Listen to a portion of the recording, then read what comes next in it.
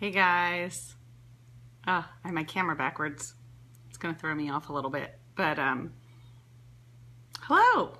Happy Sunday night. I thought I would hop on tonight and tackle this really big topic, which was our last school year, which is our last school year, which ends this week. But I've had a lot of people ask, like, how did the planner work out for you? And what went really well and all that kind of stuff. So that's what tonight's about. Hello. I'll let everybody get in here. Somebody, and hopefully they're here tonight, is probably the person that asked me to do this wrap up. I'm feeling like it might be Courtney, but maybe there's somebody else. Hello, Charity. But yeah, somebody actually asked either on Facebook Live or sent me a message, and I was like, that's a great idea because I haven't been on here much and it'd be nice to kind of catch everybody up. Hello. Hi. Oh, this is so fun. Like, a lot of people are on here. Oh, what kind of tea? This one I'm probably going to regret later tonight, but it's Tazo Awake tea. They used to serve it at Starbucks, but they don't serve it anymore. But it's Tazo and it's the Awake tea, and it has honey in it. And it is my favorite other than my cinnamon spice. Like, if I just want like a straight up flavor, like English breakfasty kind of tea, then I really like this one. But it's really caffeinated, and I wasn't thinking about that when I made it. Courtney, you're so funny. But thank you. I thought I would start by telling you all that this was a particularly difficult year, which is why my blog was very neglected. And you probably saw that I only posted a blog post like twice a month was a really good month. Maybe I had 3 one month sometime in there. But this was a huge year of adjustment and change in my house. And a lot of things you can't be prepared for ahead of time. Hello, Kim. You look back and I'm going to make some major changes for next year, which I'll do a Facebook Live about that next week. But so just a few changes for you all to understand. I had a high schooler for the first time. And not only did I have a high schooler, but that meant that my kids now spanned from high school down to elementary. So I had a high schooler and a middle schooler and still 2 elementary schoolers. So I was still in the world of needing crafts and field trips and fun for the elementary school years. But I was also, you know, had my head in the like transcripts and what do we have to do for these credits and how are we going to figure all this out? High school years with kids who don't want to do field trips and crafts and fun. So that was one big dilemma that I was not prepared for. And I remember my parents always talking about the year that they had a high school, middle schooler, and elementary schooler. Now, they didn't homeschool, but it was really hard for them family dynamic wise. And so I should have been more clued in to like, this is going to be even harder because I'm also the teacher, but you know. And this year I took on part-time working that I had not done before. So I had that schedule to kind of figure out. So if you don't know, I also work part-time for Brave Writer, which was like my dream. So it was great. It's just it took a little while to figure out all the balance of when to kind of give myself work hours. And I teach an online class every other month. So I needed to kind of figure that out. And yeah. Oh, Deanna. Yeah, it was hard spanning all those grades. So that being said, that's kind of the environment of my year was, you know, we had a plan and we were going forward, but I kept running into things that I wasn't prepared for with like, oh, how am I going to work these work hours? And I began to realize like, no, Brave Writer, I transferred a lot of energy there, which is why my blog was neglected because I love being part of the Brave Writer community. It's the best thing that has ever happened to our homeschool, and party school is not going anywhere. But my blog is sorely neglected. So just a reminder for all the moms, you can't do everything. And that's why you didn't see me much on Facebook or Facebook Live or blog by the end of the year. I just threw my hands up in the air. I was like, I can't. All right, but let's talk about the year and what we loved and what didn't work out so well. So let's start. And I know the description of this video is really long, but that way you have all the references. Let's start with planning. And what I was so excited about at the beginning of the year was my happy planner. I was going to keep work and school and home all in the same place. And I printed all my forms and I used it for like, golly, probably maybe until Christmas time.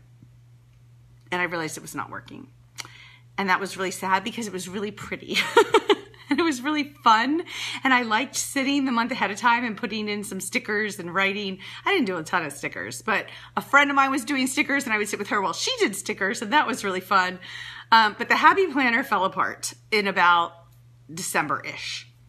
And I realized this was not meeting my needs. The biggest problem with the happy planner for me, and it might just be the one I bought, is I bought the large one and I could not take it easily in my purse.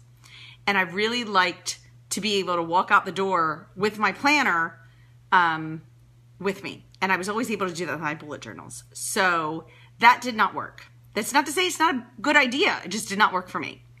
So I went back to my super simple bullet journal for home, which is linked. There's a blog post I wrote about this that's linked up in the description. Let's see. There you go. So this is just a typical week, and I literally this is just home stuff. Appointments, things we have to go to, meals. I could quickly look at it, and I keep that around, and it was perfect. I still printed out Pam Barnhill's planner pages for my kids. It's just I kept the school plan separate. I stopped trying to make them all in one planner. I realized I was going to need separate planners. And sometime in February, I started to realize I had taken on some more tasks at Brave Writer. Like I said, I love, best company ever, best program ever. And I was thrilled to take on more because I'm really excited about some of the stuff I'm doing. And we'll be doing a little more of, so stay tuned. And I needed a work bullet journal separately. So this one I got a little creative. I have some washi tape in here. And I remember voxing some of my friends and just being like, I'm so overwhelmed and I don't know what to do. And my really wise friend, Alicia Hutchinson at Learning Well, told me, and I actually think I did a Facebook Live on this, to sit and write everything down that I had to get done. So I did. I wrote every task for work, everything kind of on my mind, and I assigned it days of the week. And then at the beginning of each month, I'm setting up my June one right now, I put the things that I want to do each day. I don't obviously do a whole lot on the weekend. Oh, I've only filled in Facebook check-ins. And then I'll fill in other tasks that I have to do so that when I go to sit down and be like, okay, I have to do work tasks, it was really throwing me like, well, what should I do? So I had to leave the happy planner is my point. And I had to go to 3 separate planners. And I have 2 little bullet journals that can fit in my purse if I want to go do some planning. And those are for my home life and work life. And we still use Pam Barnhill's planning pages for me to organize the kids. And in fact, I wonder if I have one of their clipboards sitting here. I bet I do.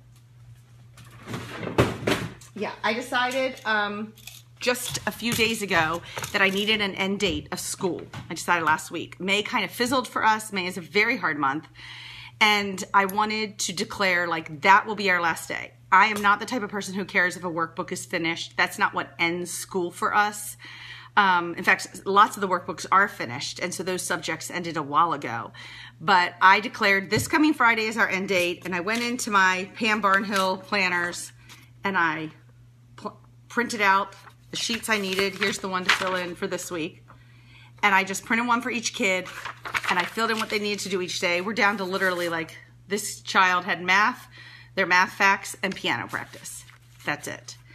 And I really could stop, but this year I needed to know there was this end date and we could push forward and then declare an end because something will feel good about going out and celebrating that day and declaring it the last day of school.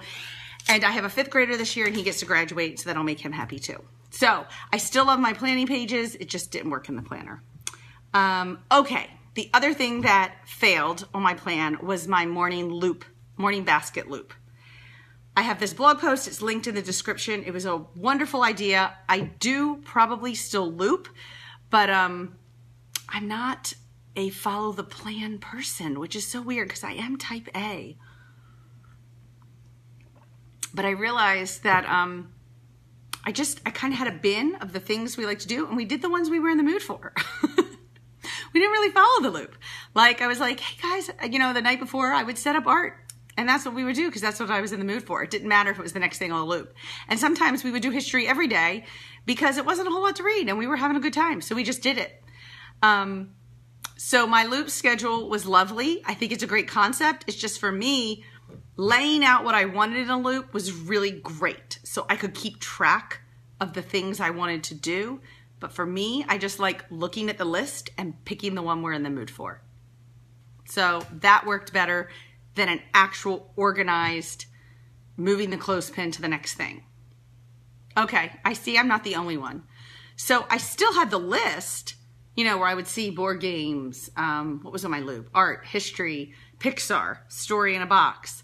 And, oh good, this is making me feel so loop pile. We should come up with a name for this, like a loop list or a what I'm in the mood for list. Bin O Junk. Now there's the name. This is my Bin O Junk.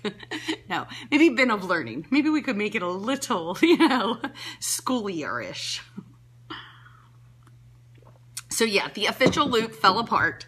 I still think I will decide what I want to do in a loop this year, but it's going to be more of what you all are describing, like just a bin of the things we like to pull from. Oh, Lydia, that is so, I'm writing that down. An inspiration loop. That even just sounds like something. See, that's all Brave Writer, like Enchanted Education. Inspiration loop. Yeah, okay. I'm going to have to write a loopy bin. Oh my gosh. Oh, I'm going to have to write a blog post about the loop that doesn't loop, but just sits in a bin. And we just pull out. Yes, a basket of random. Loophole. Oh my gosh, this would go all night. I'm actually writing some of these down because they're cracking me up. And I want to put a label on my basket next year. Okay, so that's how it ended up. So let's talk about some of the things that were in the basket of random or the loophole or whatever it was. Okay. Art. I've talked so much about art this year, y'all have to be sick of it. And the stuff I have out here, I'm sure you all have seen. So up there linked, the #1 thing I added to my school year this year, of all subjects, of all things, were Alicia Greathouse's mixed media art courses. We just did one the other day. So here's one I haven't shown you. And I know I haven't because I just did it this week with my daughter. We did our watercolor tulips. So there it is. But I have shown this a million times. This is my mixed media journal. I actually made the journal from an old book of my Gimas. So I love it. And we have done so much fun, wonderful things in here. I am not an artist. I have loved this. I actually have done some that the kids haven't. I am a member of her membership class. So like this was one of the ones for the moms. This was finger painting. So I finger painted these flowers one night by myself in the room, had a lovely time. But not just me, all the kids have liked it. My daughter, who's into art in particular, she tackled some of Alicia's harder projects. This was one of them. So she recreated, she took several days and recreated Van Gogh's Starry Night. She is 13. So she had to grid this out and paint it just a little by little. So she's really proud of this. Hands down, I know I've talked about it a million times. Best thing we added to our homeschool, especially now that my kids are older. My boys do some of the mixed media projects, but it's not really their thing. My youngest is really into art, but he right now is just more into drawing. So we're gonna, now that I'm a member of the site, we have access to some drawing courses and we'll do that. But all of them have their art journals. And I was even asking the girls in the car and they were saying that they love their art journals. So it's called Masterpiece Society. And if you look in the really long description of this video, I'm going in order. So planning was the first heading and then there's art and it says mixed media art courses. That is actually my affiliate link to her Masterpiece Society. But if you type in Masterpiece Society, Alicia Greathouse, you'll find them. They're fantastic. Michelle, it goes either way. There is a yearly membership. Of course, the advantage of the yearly is you have access to everything at once and you can pick and choose. The advantage of purchasing each, oh, Deanna, I hope you're loving it. The advantage of purchasing each court individually is you own them forever. So it doesn't expire in a year. So when I first got the fall one, I decided we would do 1 or 2 projects a week in fall. And then the next fall we would do more because it comes with 20 mixed, no, 4 weeks. Yeah, 20 mixed media projects. So we only did like 9, 10. And so we own it forever, and then you can keep doing it. It does, she has been working on supply lists. They did not originally have it, and what I would have to do is look at the beginning of the video to see what we would need. You will need a lot of acrylic paint, watercolor paint, paintbrushes, and a mixed media journal. That covered a lot of things. And then we ended up figuring out we needed old books. Like I would go to the dollar bookstore and get old children's books and old vintage encyclopedia kind of books because you do a lot of paper ripping. I'm trying to find one. So I'll show you what I mean. Okay, these birch trees. Now this I actually printed off online. But like this is sheet music. That's what's making the birch. Isn't that so cool? So I did print that out online. But a lot of it was acrylic paint and watercolor paint. Oh, and Mod Podge. That was the other big thing that I had to do. Yeah, I'm not seeing any of the other ones. So you can see like all of these are just done with acrylic paint. Just acrylic paint. That's all we needed. A lot of times her instructions are to make it on a canvas and we make it in the journal. And I said to the kids, we were making them all on canvases or on paper. Like this one is from the art appreciation projects, and this was on Monet. This is my daughter Patricia's.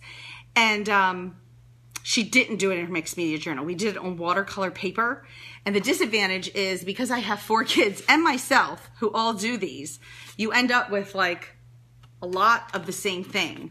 And I don't often hang a lot of the same one. So a lot of times, even though she'll say to do it on paper, we'll do it in our journal. And I learned that going. Like, oh, we don't need to do that on canvas just because it says canvas. Oh, you can see. Here's another one. This is what I mean by the paper. See this one? See these are old books that we ripped out and Mod Podged. So I did find a lot of times you paint these and then you rip them and you do all sorts of things. So we did have to go to the store to get those. That was one of the big things that I didn't have, but we did have Mod Podge. Okay, and I did show, like we also did their art appreciation. Again, if you join the membership, you get everything. So you can play around in all of it, but again, you don't own it forever. So you have to get through what you want to get through in a year and then re-up if you want to continue. But you get access to the mom stuff too, and that's kind of fun. But this was also from Monet. So that was a lot of fun. And we actually did that together with the Around the World stories of the artists. I think I linked to that blog post up there. Yeah, art appreciation through projects and stories. And that was another thing that went really well this year, was dipping into the artists and linking them with the Around the World stories, which are tales. You can buy a pack of 6, and they are creative, original tales by a family that creates them on their site. And they were really fun to then pair with the art projects from Alicia Greathouse. And again, you can buy those individually or her membership. And we have done chalk pastels since my oldest one was 6. So I did think I'd show you one of our recent ones. I think I've shown this before. I love chalk pastels. Can't go wrong with chalk pastels. We own a ton of her courses. She has a membership now also. So that's another option. But she has video courses for history topics, and this was a nature one, and it was this flower was the one reason I was like, I want to do that one because that looks so pretty. So we had a really good year on art. That's something that went well. So I don't know if anybody has questions about that, but I feel like I've talked till I'm blue in the face about art, and I don't want to like overdo it. Okay. We did Squilt for music this year for the first time. We tried the live class, and we also downloaded their Modern Era Guide. It was a fantastic year doing the Modern Era Guide for our family. I will do another one next year. It worked really well to move at our pace, to kind of do the parts we wanted to do, to introduce my kids to different types of music. I don't think they memorized them. Like if I play The Entertainer tomorrow, I mean, they may know the title of that. They probably won't remember the composer. But, you know, they got exposed to all this different types of music. And it was really fun because one of the last ones in there was John Williams. The composer was John Williams because it was modern. And I realized my kids had never seen Superman because that was the piece you listened to was Superman. And they did not know, like as soon as they heard that music, like my boys they did not immediately know that was Superman. And I was like, oh, this has got to change. Like we're watching Superman today. And that's what I mean. Like we didn't necessarily remember to loop. We just watched the movie that afternoon. Oh, I'm glad you enjoyed it too, Michelle. Yeah, that worked well for us. The live class was really good and it was great. And if I had a family of elementary schoolers, I would 100% jump on Squilt Live because it would have been awesome to have the music teacher teaching. But my high schooler was not interested. My 13-year-old I did have watch, and it was a little hard for her because it was young. And my soon-to-be 6th grader, he was good, but I could tell, like, this isn't going to work next year. So Squilt does have a live option. It's like a monthly membership, and you get to go to some classes live from a music teacher. It's awesome, but for our family, we've kind of outgrown it. I think she's thinking of doing something for older kids, but the live didn't work for us. Buying the guides works perfectly because then I can add to it, take away from it. We don't have to do the writing. We can, and all of the information's in there. So we will do another guide next year. I don't know if we'll do Baroque or Romantic or what era we'll pick, but I'll take a look at the pieces and ask. So the other thing we did for music that was just fun that I would suggest if you've not done it is we just watched musicals. I kind of have a list of musicals I want my kids to see, and they saw Bye Bye Birdie this year. They did not like it, but they needed to because I sing it all the time. So they needed to know where these songs came from. We did Music Man, and they liked that okay, but they didn't love it. We did Psych the musical because we're big fans of the TV show Psych. I forget what other ones we did, but we did a few. I mean, we did a handful. We do a few each year, and that's been really nice. So, you know, I don't think you have to overthink music. You just think about the things you want to expose your kids to and go for it. So we called it Musical Monday. We did it either in December or January, and it was lots of fun. And this summer, instead of Musical Monday, we're doing Marvel Monday, and we're going to start. We've watched Iron Man and Captain America. We're going to start at the beginning of the Avengers timeline and build all the way back up and then see Infinity War again. So instead of Musical Monday, it's now Marvel Monday, but you can tell I like alliteration. Yeah, Musical Monday was just a lot of fun. And you can even do it, like I've been debating this year, maybe doing it the first Monday of the month or the first day of the month. Just something to help me keep remembering, like, oh yeah, I want to keep us doing musicals. The nice thing was we did Newsies. I highly recommend Newsies for all ages. I don't have a blog post on Marvel. I typed into Google, watch Avengers movies in order. And I found someone who wrote a blog telling you not the order they were released, but the order that the actual storyline goes. And it includes like all the TV shows. I had no idea there were so many Marvel TV shows. We watch Agents of S.H.I.E.L.D., but we don't watch all the other ones. So yeah, we don't do any activities with them. Again, and I will eventually do a Facebook Live about next year. I'm debating, I'll talk about this guide and the plot arc, which we loved this year. I'm debating doing a movie once a month where we do some purposeful activities with it.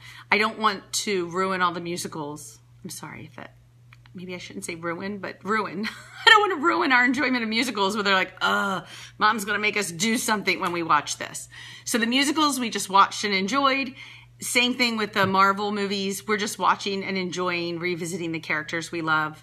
I'm not doing anything specific, though I am debating that for next year, though we will still enjoy other movies just for fun.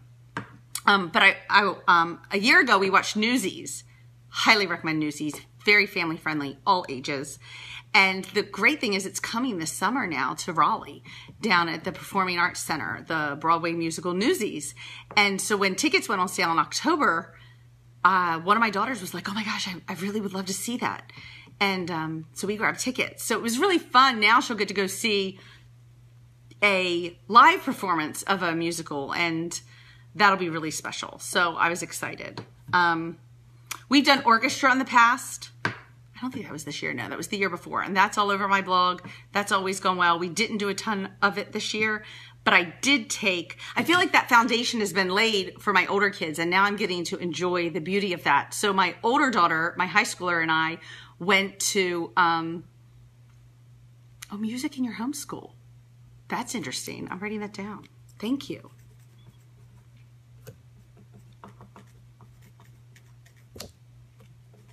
Okay. We went and saw the orchestra perform Harry Potter, the first movie, and the Sorcerer's Stone, the entire musical score, and they did it to the movie. It was amazing. I understand that travels around the US, and I highly recommend it. It was in a very expensive movie. But it was so much fun, and the conductor is awesome, and it was really great. So I feel like it's nice in high school, like when we built that foundation, and that's where this year was hard. Like, I've built the foundation for some of the kids, and we're ready to go expand on it, and then other kids still need that foundation. So it was just kind of hard. But I feel like music went really well. I like the resources we used. We didn't overdo it. I did one of the Squilt guides, and next year I will do another one of the Squilt guides. Part of me was thinking, I'll do it in the fall and then another one in the spring. It gets to be too much. Like, we need to be able to do other things like musicals, like go see an orchestra performance of Harry Potter. Like, these things count. Even though they're just life and learning, it all kind of blends. Okay, history. Let's talk about history. What went well? Let's start with what didn't go well, okay? So my high schooler, I'm going to show you her textbook. Oh, it's actually my teacher's edition, because I was really, oh my gosh, I just spilled my tea. Okay. Well, that's fun to do live, isn't it? Okay. It's fine. It wasn't a ton of tea left. Thank goodness. Okay, this is my high schooler's textbook that we used. It is like a big thing. We use this. This is the teacher's edition, mainly because my friend who taught history here in the high schools told me this was her favorite textbook to teach world history. It was called Patterns of Interaction. I was able to grab it pretty inexpensive on Amazon, and she lent me her teacher's guide, which was awesome. I'm not sure what I was thinking buying it without the teacher's guide, because I don't know how I would have checked her work. Anyway, let's just say history is something we got done. We checked the box on history for high school. I am not knowledgeable nor passionate about history topics. I have enjoyed learning them in elementary and middle school levels with my kids, and I often dig a little deeper, but it's not something that I can do a whole lot of high school justice to. So that being said, she actually read almost every chapter in the book. There's 36 chapters. I think we purposefully ahead of time picked like 4 to skip. And she was answering the questions at the end of every section. So in each chapter, there's like 4 sections, 5 sections. She was answering questions at the end of each one. And that got to be a little too much. So she started just taking the assessment at the end of each chapter. And we coordinated it with the John Green Crash Course World History videos. If you have never seen John Green's Crash Course History videos on YouTube, go Google that. Or look up in the very long description of this video. And under history, I have Crash Course World History. But he also has American history, and it's linked, and then you can explore his channel. John Green was the author of A Fault in Our Stars, An Abundance of Catherines, Turtles All the Way Down, Looking for Alaska. He has these history videos, and it's like 10 minutes. He talks really fast, and you'll either love it or hate it. My high school daughter tolerated it. She's a big John Green fan, so that helped. She loves his books. My 11-year-old who likes history loves the Crash Course History videos. Like, he watches them for fun. He would beg her, can we watch your video on the TV? And she would get irritated because she didn't want to watch it. Anyway, so much fun. Household dynamics. But what I did is I went ahead and I looked at the topics of the crash course, and I looked at the topics of the textbook, and I gave her the order. Like, read this chapter, watch this video, that kind of thing. So we got to check the box. Would I say like, oh, what a great year of history? No, but we got it done. So that's that. Anyway, so all that's up there. My younger set, we were finishing this book. It's a pretty big book on the World Wars from Usborne. We read everything about World War last year. Oh, I've never tried the science. I think there's other ones, but it's not John Green talking. He works with, I think, a younger girl who does them. I don't know if that's who does the science ones. I haven't done the science, but actually, I wonder if that's where the engineering ones were. And we have done that, and it was a girl who did them. I don't know who she was. She was really good too, and it was fast. It was really fast. So anyway, we read this page for page. Great information. Again, I have an 11-year-old who loves history, so he was eager to do that every day, and his siblings tolerated listening. Our two favorite books that we read for history, I linked to up there. Yeah, I've seen Hank do some too.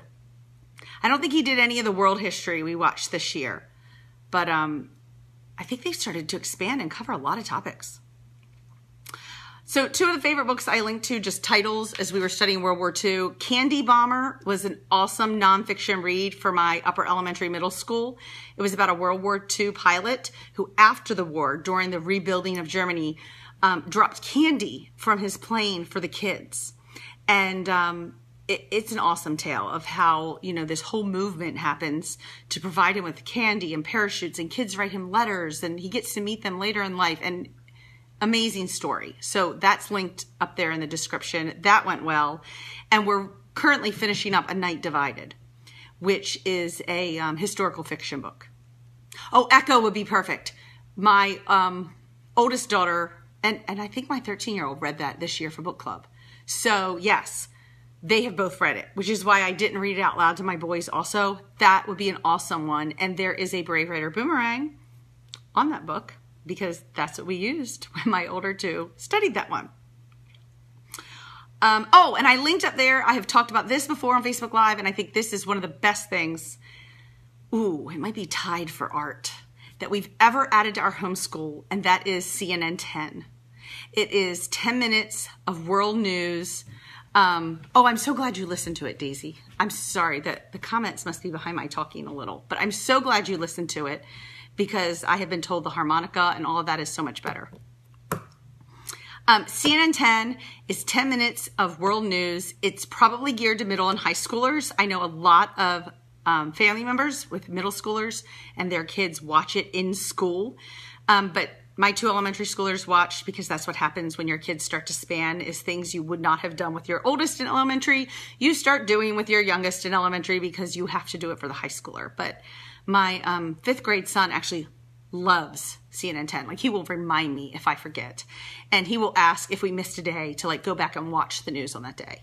So that ties for art of the best things we've ever added to our homeschool. And the best thing about CNN 10 is that it's free.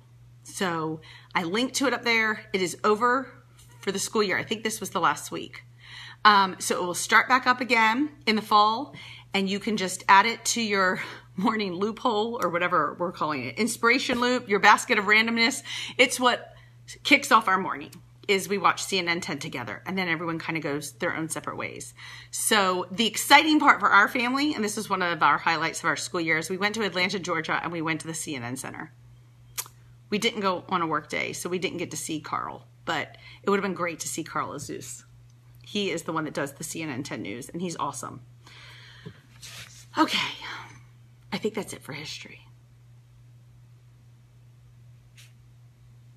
Yeah, they ask trivia questions. They have puns. They always end with puns, and they're hysterical.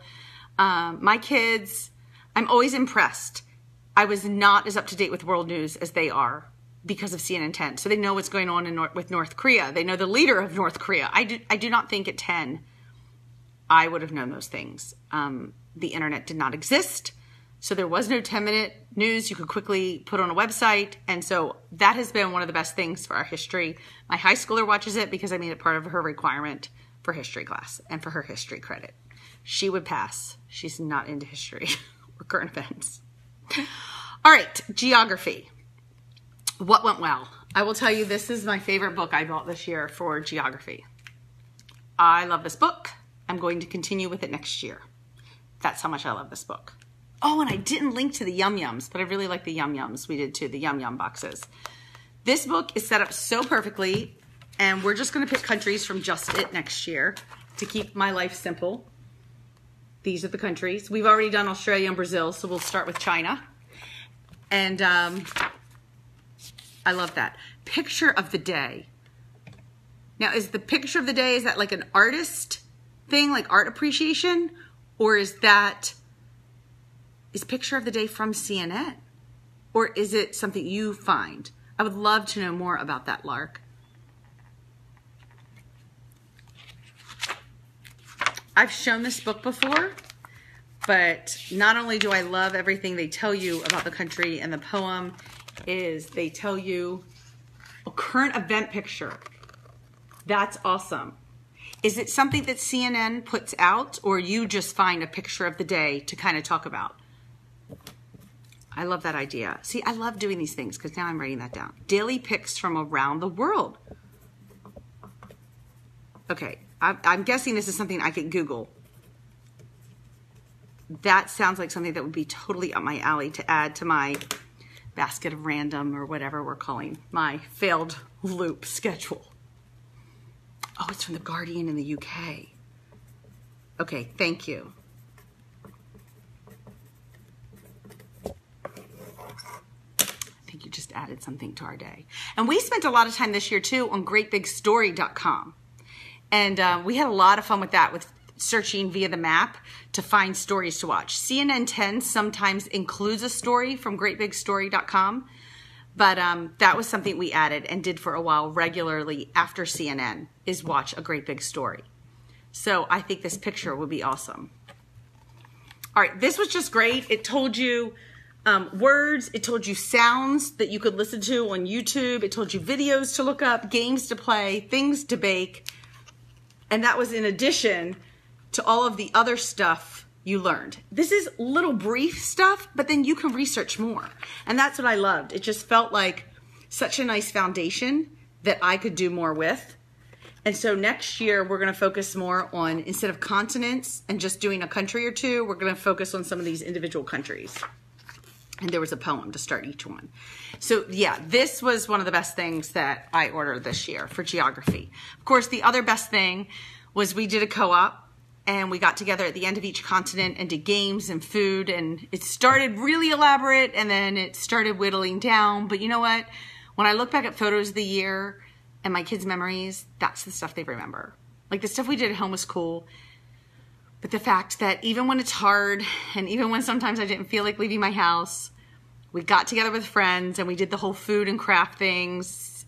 It was awesome. So I really enjoyed that for geography. I don't know what I'll do next year, but I like to do that for my elementary schoolers in particular, even if I just picked one subject to do a little bit of that for them.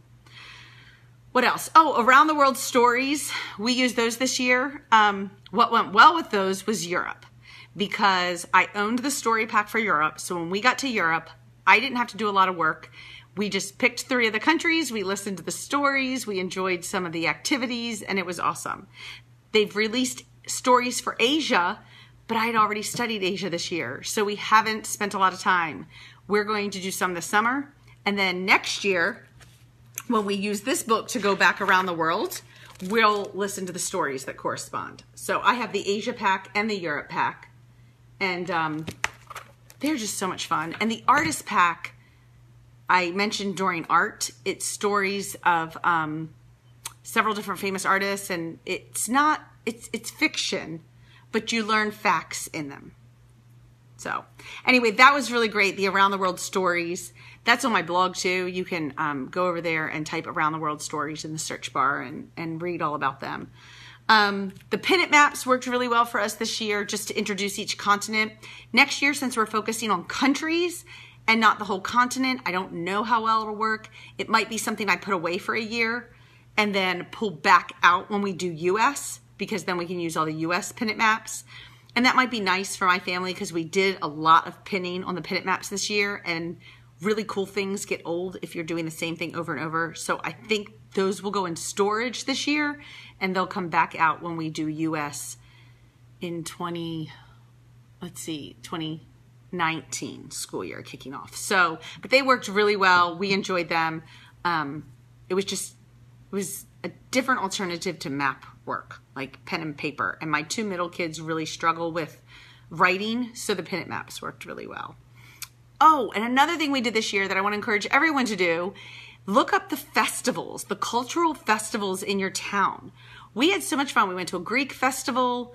We went, now I'm not going to remember because I'm saying all this, but we went to a bunch of different cultural festivals. I know the International Festival here in Raleigh, we got to see a group of people become citizens.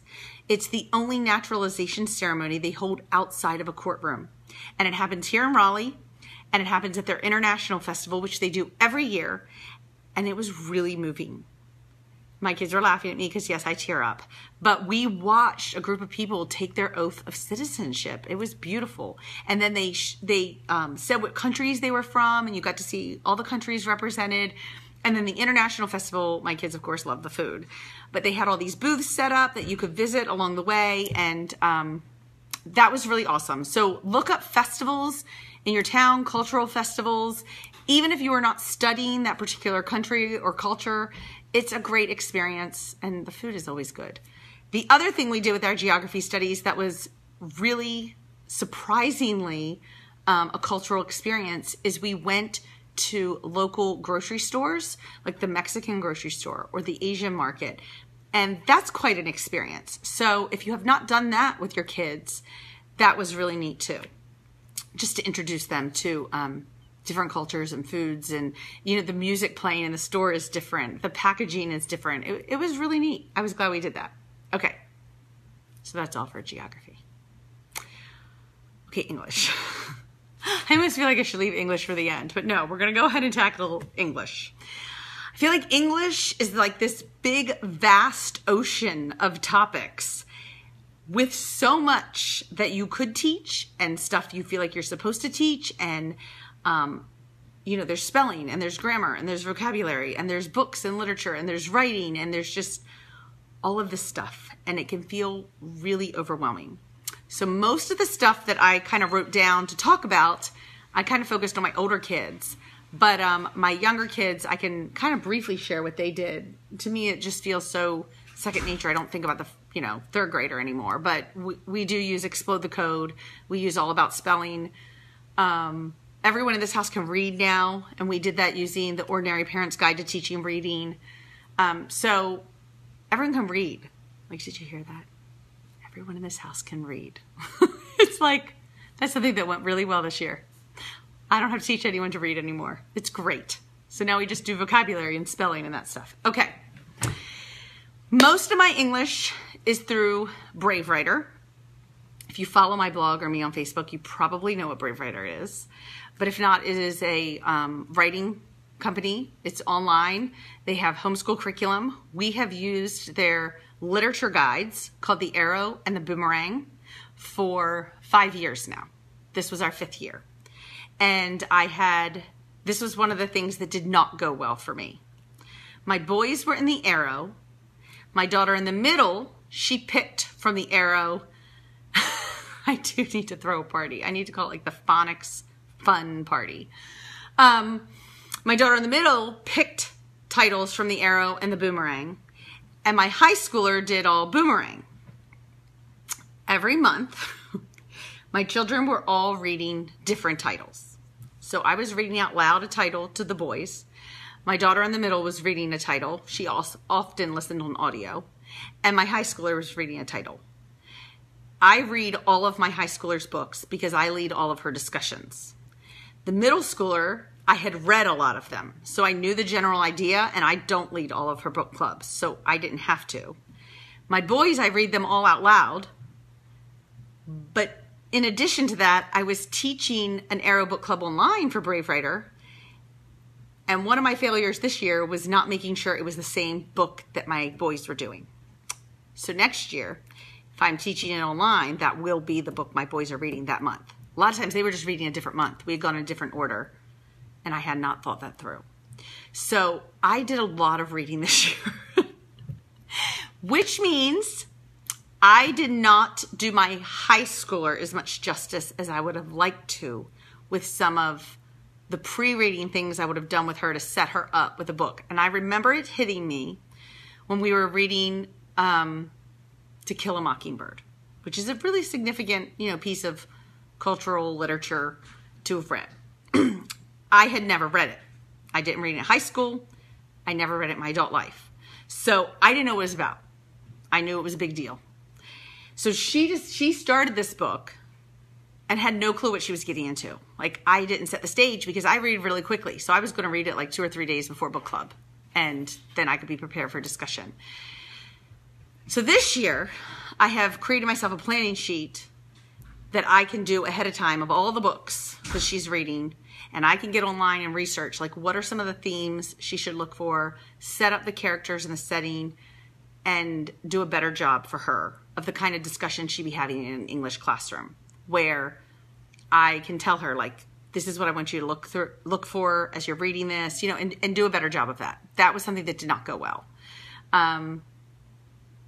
It went well in the books I had read before. So there you have it. But all the literature went well. We have used the Arrow and Boomerang guides. They're literature guides with copy work and grammar and spelling, and they have big, juicy conversation questions or think piece questions in the back, 9 of them, to discuss, which we do at a book club. And of course, this year they have party school guides, because I write them. And so it gives you ideas to have fun with your kids celebrating the book, and you can go big, you can go small, but it's snacks and games and all this fun stuff related to the title. So that has gone well. Our book clubs have gone well. The kids still love their book clubs. And here's a great story, if you missed it on Instagram.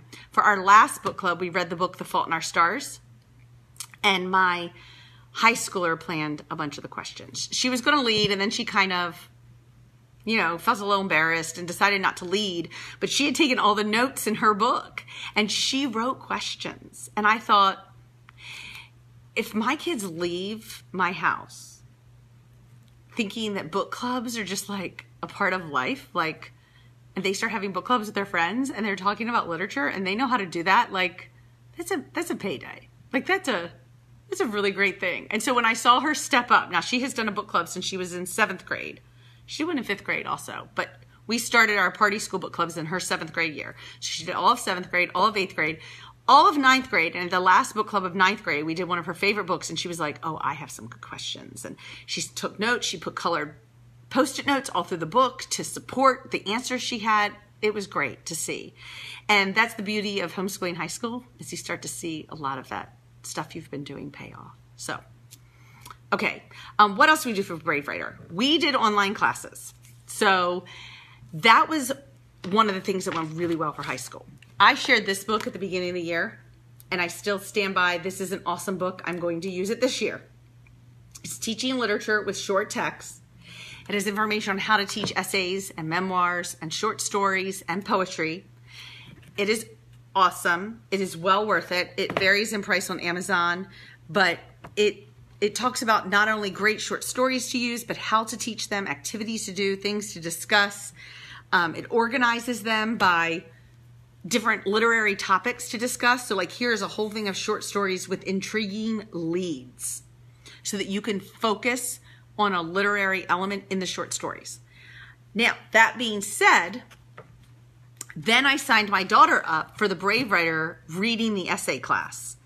And it covered a lot of the goals that I had.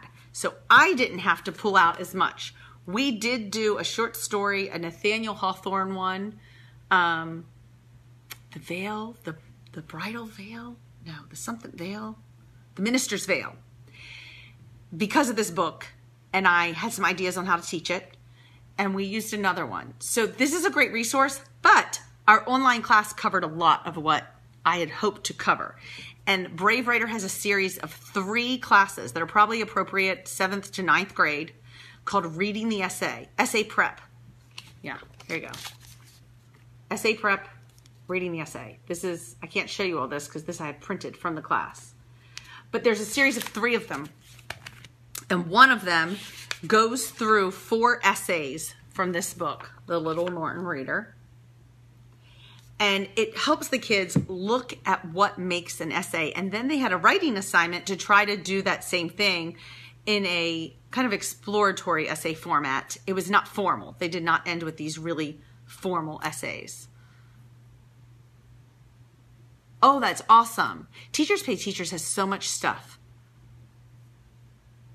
Yeah, that's perfect to teach the different literary elements. I'm thinking of like assigning one a month this year. I don't know. Like I said, English always feels like this big, vast ocean, and there's so much to tackle. So these classes online worked well for us. If I was designing my own thing at home, I would have had to pull a lot more. But when Brave Writer, these were new classes, so it wasn't how they offered them in the past.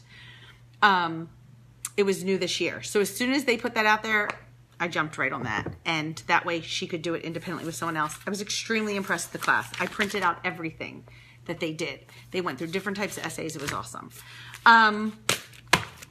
What else did we do for high school English? She did one of the other essay prep classes, research and citation, and it teaches you how to research. Oh yeah, you will love it, Jean. It's a great book, very informative. Oh my gosh, how did I schedule the different parts? See, this is the thing with English. It's so much. I will answer that to the best that I can, Stephanie. First, what was my thought on, there's a research and citation class, and it teaches you how to do research, like how to do good research on Google, what sites are, how to tell the site is valid, how to look at who the author of this information was and look at their credentials and see where this is coming from and their point of view. It was excellent. It was also a Brave Writer class. It taught you how to paraphrase so that you're putting it in your own words, how to take a direct quote and include it in something that you're saying. So how to incorporate a direct quote, when to do that versus when to paraphrase. It was excellent. So that is something else.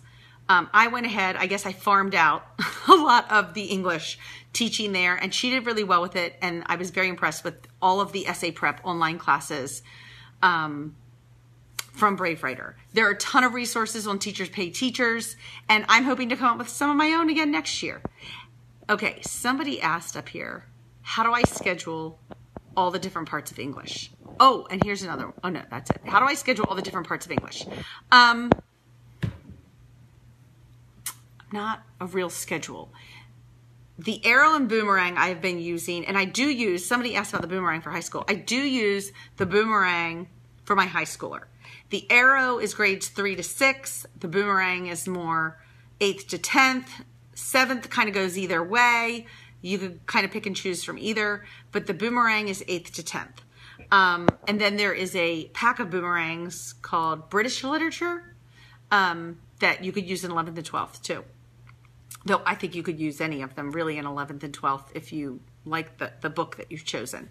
So the schedule for those is pretty concrete. Like on Mondays, my kids start the copy work. I meet with them to have discussions about the copy work. And on Tuesdays, we finish up those discussions, which is in the guides. Oh, do I have one here? No, I don't have one out. And then they finish the copy work. And that's kind of all. So I guess that's just scheduled in their thing. It will say like copy work and discussion with mom. So that is scheduled. She does do you have her do all the boomerangs? We pick different months. I have found that if she is in an online class, I might back off the boomerang that month. Like next year, I can already tell you that one thing I'm going to do, she's going to take the Brave Writer a literary analysis class. They're doing The Great Gatsby in September.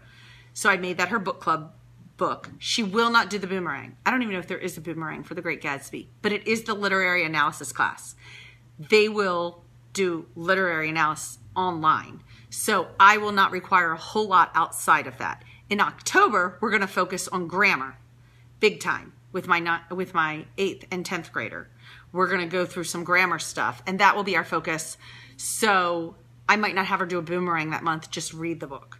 So I kind of schedule it like that, like having a focus, and then she'll do the boomerang in November and December. So I kind of go back and forth. I think that's what, but when she does the boomerang guide, yes, she does the whole boomerang guide. She does all 4 weeks of copy work, and we discuss what to note in the copy work If I am really busy, sometimes she just reads that on her own. The 9 questions in the back, she does at her book club. That's what we saved the book club for. I was having her, sometimes I have her try to write one out. Frederick Douglass, I cut the questions out and put them in a notebook and had her free write to one each week. So I kind of change it up so that it doesn't get too boring. So hopefully this year I'll plan ahead kind of what I might want to do, but you know, I plan ahead and then we fly by the seat of our pants. My 8th grader did a lot of audiobooks, and then she did Winston grammar. I don't have it sitting here. Winston grammar is 30 lessons. All of my kids will do it in middle school. It takes them through all the parts of speech, identifying, you know, the nouns, the verbs, adjectives, prepositions, everything in the sentence, and then going through all the objects of the preposition, and then going through all of the functions of the nouns. You identify the subject, the direct object, the indirect object, object of the preposition, noun and direct address, a positive. I feel like I'm going really fast. But Winston has worked well, and it was interesting because my 5th grader had not done a lot of grammar. He'll do Winston in 7th grade. My 7th grader had done Winston grammar. So in North Carolina, you have to do standardized testing. So when I did standardized testing, it showed. My 7th grader did very well in the grammar section. My 5th grader did not. Was I worried about this? No, I was not, because I know that his year of grammar is coming and he'll be fine. So that's kind of my grammar philosophy. I don't do a ton. We memorize some definitions and play around with it in elementary school. They do that 30 lesson Winston grammar in middle school. And then I am going to hit some extra things a little bit in high school, but they'll be taking a foreign language too. So that has worked well for us. What else do I want to say about high school? I'm sure there's other stuff. So we did the boomerangs a little differently each month, and we kind of play around. And some months we didn't do the guide because she was focused on something else. Like when she was taking a Brave Writer online class, I want all of her effort to be there, or any online class. She was writing an essay at the end of the year, and so I let her focus more on that and just read the book. But the book was A Fault in Our Stars, and we loved that book. We've read it before, so that felt okay to do. I also linked up there to the Pixar in a Box storytelling. If you have not done that, it is awesome. It is free on Khan Academy, and the Pixar creators, the storytellers at Pixar, teach the course. And I loved the first 3 units are all about storytelling, and they are just like about good plot development. They're like an English class. They are awesome. About what makes a good story. How do we think about characters? How do we think about setting? I remember this whole discussion of which do they come up with first, the character or the setting? And different storytellers come up with a different one. And one of our assignments, there's a lot of assignments for those classes. We never do them in writing. We always did them verbally. So I remember sitting out at a restaurant that night because we'd gone out to dinner and discussing taking some of our favorite characters and putting them in a setting of a different book. And that was really cool. I did it with all 4 of my kids. Well, no, my high schooler opted out this year. But last year when she was in 8th grade, she did sit in and watch it with us. So it's elementary and middle easy. It was just great conversation. What makes a great story? Ideally, to get the most out of it, I guess maybe 4th to 7th. But I was able to incorporate the whole family into these discussions. So I remember we took like Katniss Everdeen and put her at Hogwarts. So your kids are going to do it on your own. So it's linked up there. It's completely free. It is awesome. Now, when you get around to Unit 4, they start getting into the visual element of storytelling. So that's going to depend on your family. My kids kind of lost interest. None of them right now is thinking they want to necessarily create, the animated story. So we've been dabbling in that, but it's about like shape and color, like what colors make you feel and how shape makes you feel. And they talked a lot about Monsters, Inc., like why the one monster, is big and blue and a rectangle and the other one is short and green and a circle. And so it's interesting. It's not as English driven, I would say. I mean, storytelling. But the other one felt very much like what I was teaching with plot and plot arc and the hero's journey and all of that stuff. And now we've gotten into a visual element that feels more like art. It's still great, but it's not necessarily the same. So it kind of shifts at that point. So we have not finished because we kind of lost momentum. So we'll probably pick that back up, and I'm thinking of getting them all like a little art notebook and kind of making it like art. Like we're going to sit and we're going to do Pixar in a box, and we're going to learn to do visual design with our stories. Which is making me remember something we did at the beginning of this year was fantasy map making. And that's a really cool thing. That is not English. We did it to kick off geography for fun. And it was a lot more fun than I ever thought it would be. We had a blast learning how to make fantasy maps. Like the maps you see in the front of Lion, the Witch, and the Wardrobe. Hey, Eric, are you here? Sorry, I have to keep an eye on the time to pick up my daughter. The Hobbit, those kind of maps. That was really cool. You can Google that. Whew, it's getting dark. How long have I been talking? Oh my gosh. Okay, so what else with English? Oh, love this guide. This is Rita's Guide, Annotating Literary Elements, Rita Cervasco.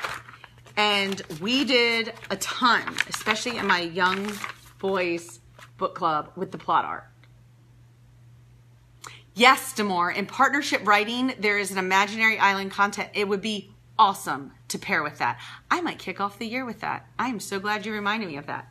So this guide has been awesome to discuss literary elements. You can purchase this on the Brave Writer site or on Rita's site, either one. And this was another really great thing we added this year that is a resource for me to help teach them.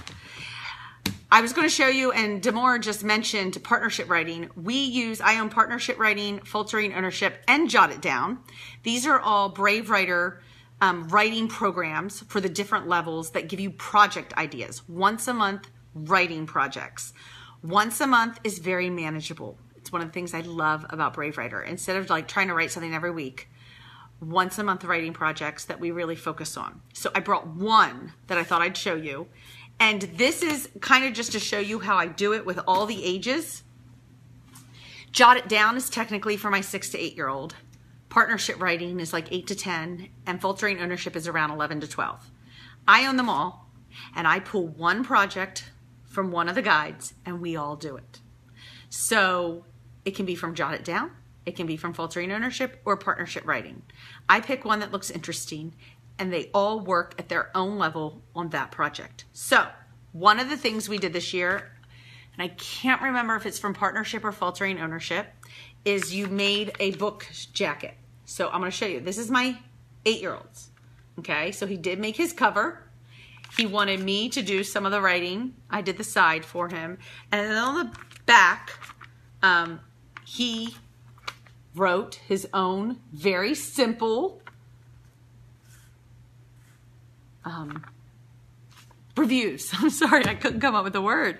He wrote his own little reviews, and he had me write who they were from. And they were all from Calvin and Hobbes. Writing about the Calvin and Hobbes book. And then he did a very simple summary that we typed up of the book. Now his comic book was huge, so it didn't fit on it. So his is in our shelf just like this. It doesn't have the book. The other kids, we actually could leave them on the book. So this was Diary of a Wimpy Kid by my 5th grader. He focused more, like I had him write a little more of a summary to give a try because he was able to. He wanted to write his own little reviews here. He had something in mind that he wanted to do. And then I had him, because he was older, also, we looked up information about the author, and he wrote some facts about the author. And we got to do that. So then I had my middle schooler do it also. And she picked her Boomerang book for the month, The Thing About Jellyfish. Such a good book. Such a good book. And she designed her own cover and the side. And then you can see her reviews, little longer, but not overdone. And she did them. She is obsessed with Lego Ninjago. So you can see they're all Lego Ninjago characters talking about the book. She also had to do the author page and a summary. And you talk about not summarizing like a summary, but more of a synopsis, I should call it. Like you don't want to give away the ending. So we had to talk about that. So like she ends with, she is willing to do whatever it takes to figure out life's mysteries. Like you don't actually summarize the whole book or then, you know, people know the ending. So that is kind of how it works for us with Brave Writer. I pick a writing project and I do it with all 3 levels. So next year, I'll pick out probably 5 projects to do during the year and they'll all do the same one. They'll just do it at their own level. And we've never done the imaginary island or continent, so I think that might be the one we kick off with because doing the fantasy mapping would work really well with that. And that would just be a fun way to go back to that for the year. So you can, if you have a particular age you want to address, you can buy the guide for that age. But for me, I just kind of, I own them all because now I have a high schooler, so I've bought them along the way and now I can pick and choose from them. And that seems to work out just fine for us. Okay, is that everything? Oh, other stuff that we've added to English. We do a lot of Shakespeare in this house. Love this book. This, though, is specifically on memorizing Shakespeare. Yes, you do teach it because you talk about the play and then what you're memorizing and you learn how to kind of understand what's being said. But it really does focus on memorization. I do love this book. We did Macbeth this year. I did it with all 4 kids. Though the younger 3, we realized Macbeth maybe was a little inappropriate for them and a little creepy and scary, so we didn't end up watching the movie. But we read a story version and we acted it out and we made our own scene on the tablets that we dressed as the witches and we made like a modern version of them texting each other and it was all very memorable and fun and that's what we like to do with Shakespeare. So yeah, Shakespeare went well. It always goes well. It's so much fun. We do it every May. Except we might not next year because we've done every May forever. So we might actually take a break next year. Okay. This is another book that was kind of fun that we added to the house this year that falls under English, a poem for every day of the year. Do I actually remember to... Oh, see, that's really fun. Yes, now if we could memorize ahead of time, when they listen to it, they would know it. We kind of usually memorize it. Like I skip to the one that we're studying. So... But that's really cool.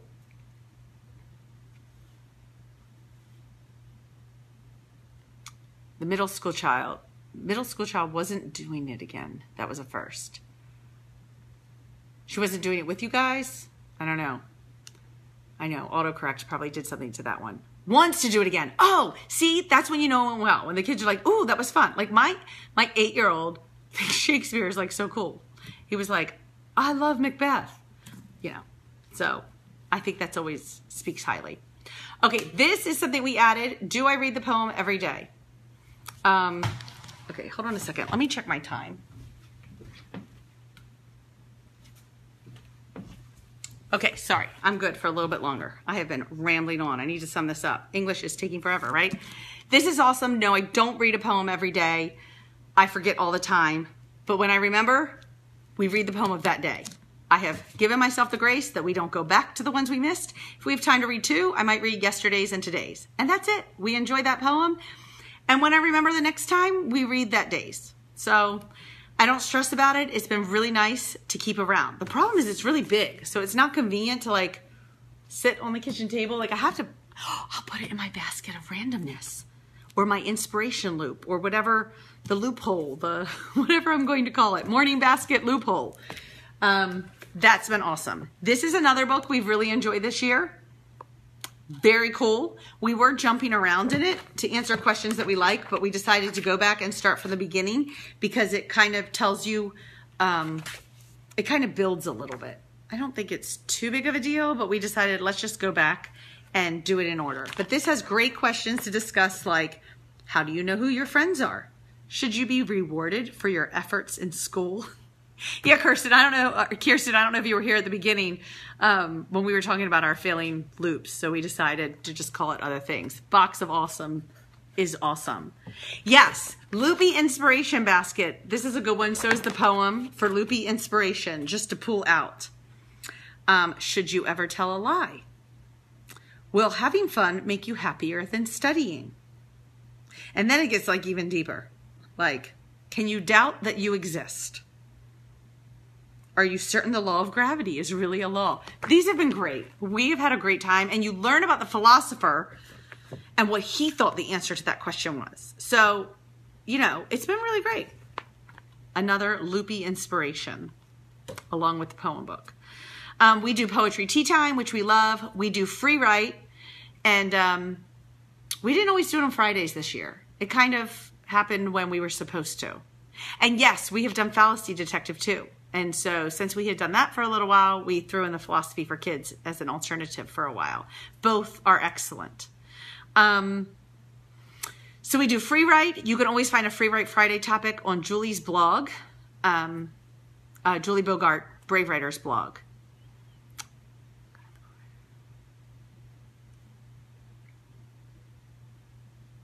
Got out the book for history. We were there too. Oh, yeah. That was a great one. So far, it's been really secular. This has been, we were there too, that Daisy just mentioned was Kids in History. And I totally forgot about that. But that was a great title we read in the middle of the year. And we could pick out kids and stories of them at historical events. We read one from the Dust Bowl and the time period we were in. So while we were studying World War II, we read some stories about kids in the U.S. and what was going on. It was a great one. The philosophy book, everything that I've read so far is totally secular. This is not a religious philosophy at all. This is like Confucius and Aristotle and the great philosophers are who you're learning about in here. Marcus Aurelius is number 4. Immanuel Kant. I don't even know all of them. Martin Heidegger. Yeah, so you're going to learn about secular philosophy. Okay. What else do I want to say? We did NaNoWriMo this year. That is National Novel Writing Month, and that happens in November. Or was it October? I think it's November. Yeah, I'm pretty sure it's November. It was awesome. My kids were really inspired. My one daughter still works on her novel sometimes.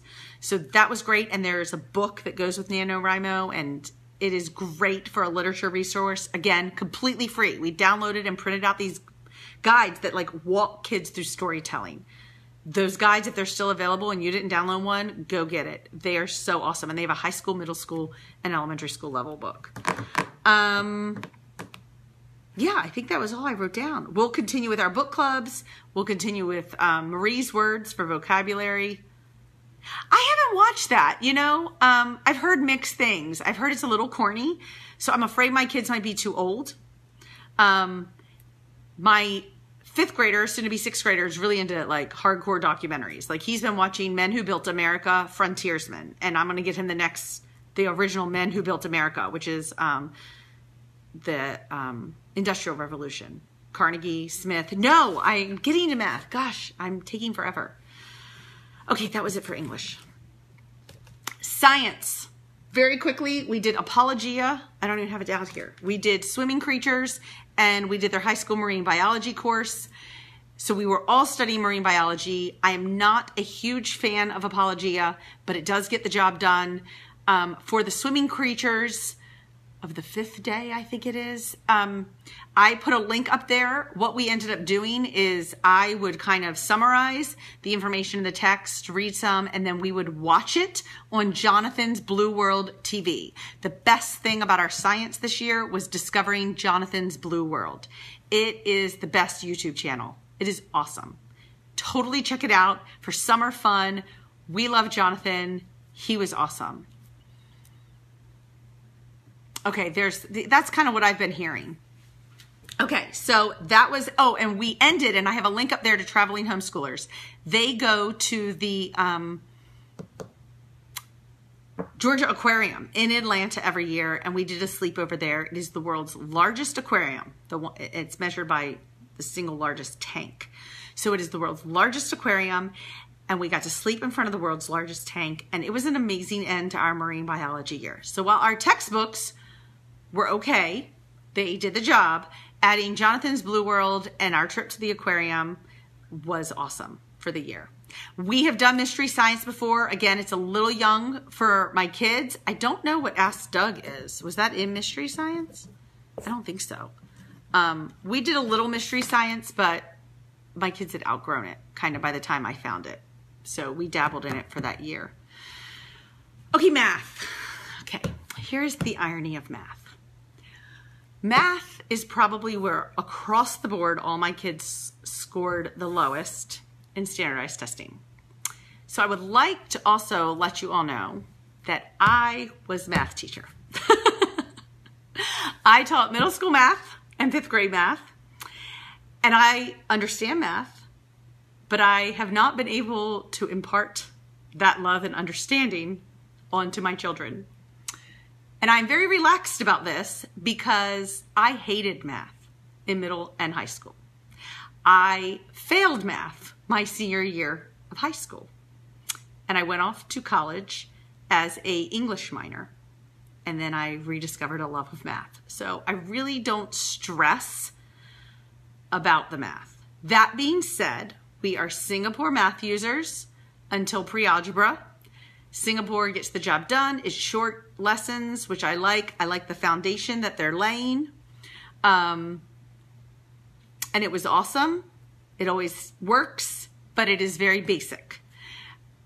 Like, it's just like the workbook. I don't do a whole lot. I add some stuff here and there. We did add hands-on equations this year. I did with my middle school daughter. That was probably that would be the highlight of the math year. That was really effective, and I intend to incorporate more of that next year. I do have a Facebook Live somewhere in there on hands-on equations. I linked to the company. I'm not an affiliate for them. I just like their product. It's linked in the description of this video if you want to go check them out. They actually have a hands-on fractions also, which I have debated getting because I've been very happy with the equations. I have the word problem book, and I will definitely do more of that. My high schooler could use some of the word problem book that hands-on equation does. Okay, and then we use teaching textbooks with the older grades. Again, it gets the job done. Not necessarily my favorite, but I don't have kids who love math, so we just kind of need to get that job done. Math was something that it's funny, as a math teacher, literature has become the foundation of our house.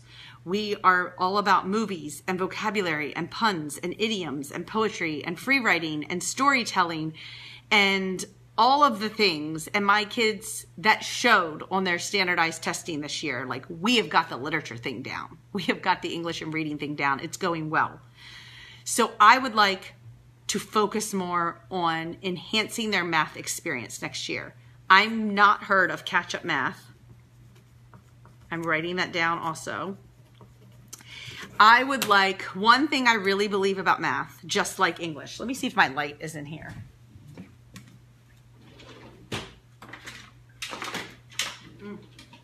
No, my light must be in the other room, so I'm sorry that my face is dark. I haven't heard of catch-up math. I just wrote it down. I would like to focus on a family learning math activity each month next year. Like, I want to do some fun learning with, like, prime factorization. I do think with math, there are a lot of topics that I can teach my 4th grader up to my 8th grader, and everyone will benefit with the review, the activities, like stuff with measurements, stuff with time, stuff with data and graphing. And we can do a lot to manipulate the data. I was looking at Charlotte Mason business. So overall in the year, I think math was probably one of my weakest subjects, which I'm admitting. And the irony is I was a math teacher. So I'm going to look that up. Pre-algebra, I did teaching textbooks. My daughter has done pre-algebra, algebra, and is working on geometry and teaching textbooks. It works for her. It is what my second child is using. My third child shows more of an interest and aptitude in math, and we might use the art of problem solving. We have used their elementary Beast Academy, and I think I would like him to maybe try their textbooks for algebra. I should do a blog post of that idea. Relaxed math. See, I'm missing stuff. You guys have so much good information here. Yeah, I need, and again, I haven't done any planning yet for next year, but that's in my head. So since we're talking about what worked and what didn't, did we do math? Yes. Did we do enough math to call it a good year? Yes. Was math my weakest thing? Yes. Somewhere along the line, we have gone from a house with the math teacher to very we're literature. We're an English house. And so I need to feed my mathematical soul and come up with some fun math stuff. Math problem of the day from Bedtime Math app. Ooh, okay, see, this is good. Math problem of the day. I am definitely going to make math a focus. That does not mean we're going to eliminate the literature. We're still going to love that, but that comes so naturally now. I need to go back and find that natural math teacher. And I really do think we could do a lot with fractions together as a whole family. We could do, math party school. Ooh, I should write a guide. I'll have to find some math books and come up with math party school. But yes, we definitely need to do more and just enhance some of their number skills. They will work on, my last two need to get the math facts done this summer, so we'll work a little bit on extra math on that online and get that finished. But I'm going to pull out all of those resources I have and just kind of make a monthly math focus. So when I get that all done, I will let you all know. But I'm just kind of mentioning it, but this is really about last year, and I'm just admitting what didn't go well. Okay, two last things that are real quick. There are a bunch of links up there for sign language. If you have any kids interested in that, my high schooler, she ended up only doing what I will consider a half a credit in sign language and not a full. I did talk about Squilt. She didn't do a full credit, but she followed the lessons on lifeprint.com. There's actually a homeschool plan in there, and he tells you what to do. She followed ASL with Rochelle. She actually much preferred that. She loved ASL with Rochelle. Raquel. I'm sorry, I'm saying Rochelle. Raquel. And there's a link up there. She watched the TV series Switched at Birth. There is a deaf main character in there, and I will be on, it's teen. It's definitely a teen show. This is not for kids. She learned a lot about deaf culture. And my mom was an interpreter for the deaf, and she watched the show too and was like, wow, you really learn a lot watching that. She read the book Deaf Like Me, which is up there. I made her read that because my mom told me in college that was a book when she was in school to be an interpreter that really helped her learn about the deaf community. Though I think the TV series Switched at Birth probably covered it. Wow, ASL 4. Wow. Well done. Oh my gosh. What a small world. Great show. We love it.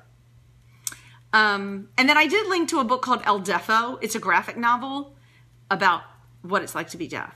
And that's another really great one for the deaf experience. It's one of my kids' favorite books. So, and then one thing that did not go as planned was photography. My daughter also wanted to take photography, and well, that kind of just died. So I share that to let everyone know that while high school, I feel like a lot of people, hold on one second, I need to check my door.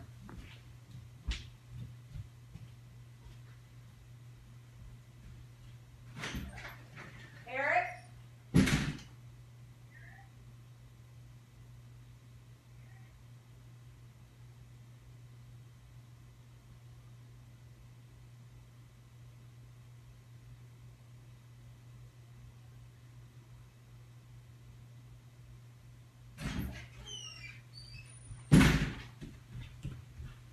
Okay, everyone's probably like, where did you go?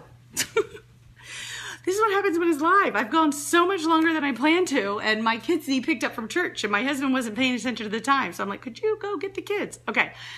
I tell you about the photography because high school has felt less intimidating now because I know it's okay. Like, okay, we had a plan to do photography. It didn't turn out. She wasn't interested in the class online. She bought herself a DSLR camera. She loves it. She still goes out and plays with it, takes pictures. But she didn't want to commit to a class when we looked around. And she joined a photography club, but we could never make the meetings. And so we're just not going to have that credit. And it's okay. Like, I feel a lot less scared about the high school thing. So that's what I wanted to say is like, now we're kind of at the end looking back and be like, oh, well, photography didn't work out and sign language is only a half a credit and all of that. Are you in there? Yep. Okay, thank you. Are you still on? Yeah. Oh, all right. So, yeah, he's going to go get them. So, My poor kids who were being forgotten at youth We're group. not having a conversation. All right. So I think that's everything. I think I hit all the subjects. And so overall, looking back, I would say really good year. And thank you for all these resources you guys have shared. I'm really excited now. We're going to make it through our last week. This will be our last week. And then I'm going to start planning next year. You may see more of it on Facebook Live than you do on the blog because I don't have a lot of time for the blog. Oh, yay! Another 6th grade son. It's so exciting. My son has his graduation Friday night, so he's really excited about that. This was a blog post I keep meaning to write, but I do like to mark the time. And so kindergarten graduation, you get a book, a picture book, something that meant something during the year to that particular child. 5th grade graduation, you get your laptop and a photo album, like a digital photo book I make, just about 20 pages to show your elementary school years. 8th grade graduation, you get to go out to fancy dinner with mom and dad. We dress up and we all go out to just the 8th grader and her parents, or his parents. And we haven't graduated a high schooler yet, so I'll let y'all know what we do. So, very exciting though, to have a elementary school graduate. All right, guys, I have talked until the sun went down, and I appreciate you all being here and all these great resources you gave me and my new inspiration loop and all of the stuff I'm going to do. I'm so glad you guys hopped on, and you're right. It kind of ebbs and flows, and next year is going to be a math focus for us. We really need to do that. So that's what you're going to hear more ideas from me is we need to step it up there. All right, guys, have a great night.